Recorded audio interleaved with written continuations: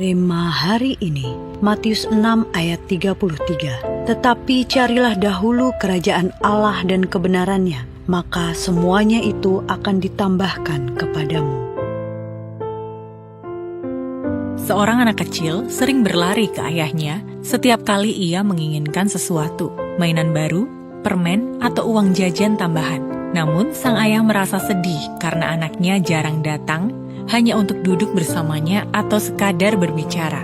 Suatu hari, sang ayah sengaja tidak memberikan apa yang diminta anaknya. Ia ingin melihat apakah anak itu tetap akan mendekat atau pergi mencari sumber lain. Demikian juga hubungan kita dengan Tuhan. Apakah kita mendekat kepadanya hanya untuk berkat atau karena kita benar-benar mengasihinya? Tuhan memang Bapa yang penuh kasih dan suka memberkati anak-anaknya. Namun, Dia rindu kita datang bukan hanya untuk meminta sesuatu, melainkan untuk mencari hatinya, menyelami isi hatinya, memahami kehendaknya, dan membangun hubungan yang intim dengannya. Ketika kita lebih fokus mengejar Tuhan daripada berkat-Nya, kita akan mendapati bahwa berkat-Nya justru mengalir dengan sendirinya. Seperti yang tertulis dalam Matius 6 ayat 33, jika kita mencari kerajaan Allah lebih dulu, maka segala sesuatu yang kita butuhkan akan ditambahkan kepada kita.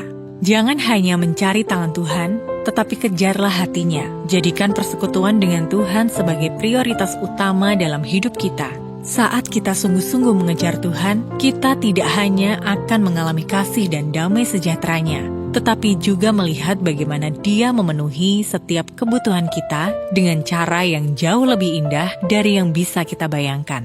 Mari kita belajar mencari Tuhan karena siapa Dia, bukan hanya karena apa yang bisa Dia berikan. Apakah selama ini Anda lebih sering mencari Tuhan karena kebutuhan atau karena kerinduan untuk mengenalnya?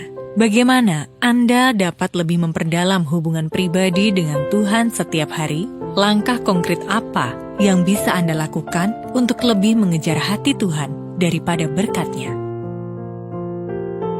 Tuhan yang penuh kasih, kami datang kepadamu bukan hanya untuk meminta berkat, tetapi karena kami rindu mengenal hati-Mu lebih dalam.